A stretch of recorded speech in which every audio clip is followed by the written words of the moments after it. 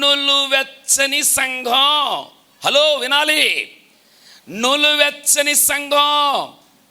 మా బామ్మ అనేది, ఒరే తాగితే వేడి నీళ్ళు తాగు, లేకపోతే చన్నీళ్ళు తాగు, రెండు మాత్రం కలుపుకొని తాకు జలుబు చేస్తుంది అనేది.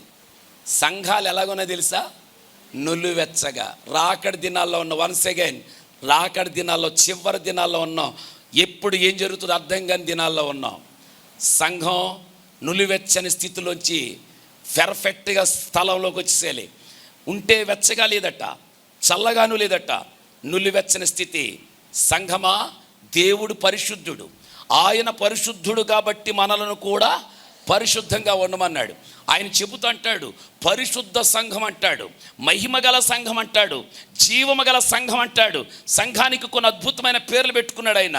అలా పెట్టుకున్న పేర్లు ఒకటి పరిశుద్ధమైన సంఘం. నులివెచ్చని సంఘాలకు దేవుడు తలుపు తెరవడం. సేవకుని పిలిపించి పునాది రాయి వేసే ప్రబుద్ధులు ఉన్నారు. ప్రబుద్ధులు ఏమన్నానంటే, వాళ్ళు అంటారు, అయ్యగారు మా ఇంటికి పునాది రాయి వేయాలండి, తెల్లారుజామున 3ంటికి రండి. తెల్లారుజామున 3ంటికి రావాలి? ఎందుకు రావాలి? తమరు గారు ఎక్కడో ముహూర్తం పెట్టుకున్నారు. మరి మళ్ళా పైగా మీరు సంఘానికి వారసులు, ప్రార్థనాపరులు, భాషలు మాట్లాడేవారు 3 గంటల ముహూర్తానికి రమ్మన్నారంటే ఏ స్థితి అది? నులివెచ్చని స్థితి. పరిశుద్ధ వివాహం అని పేరెట్టుకుని, పరిశుద్ధ వివాహం అయిపోయిన తర్వాత బ్యాండ్ మేళం పెట్టుకునే పెళ్ళిళ్ళు కదా ఇది. పరిశుద్ధ సన్నిధా? పరిశుద్ధ వివాహాన్ని పేరు పెట్టుకుని లాస్ట్లో కచ్చి పింత పొడిగొచ్చి నాగిరి డ్యాన్స్ కట్టేస్తున్నాడు కదాడు. ఇదా పరిశుద్ధ వివాహాలు.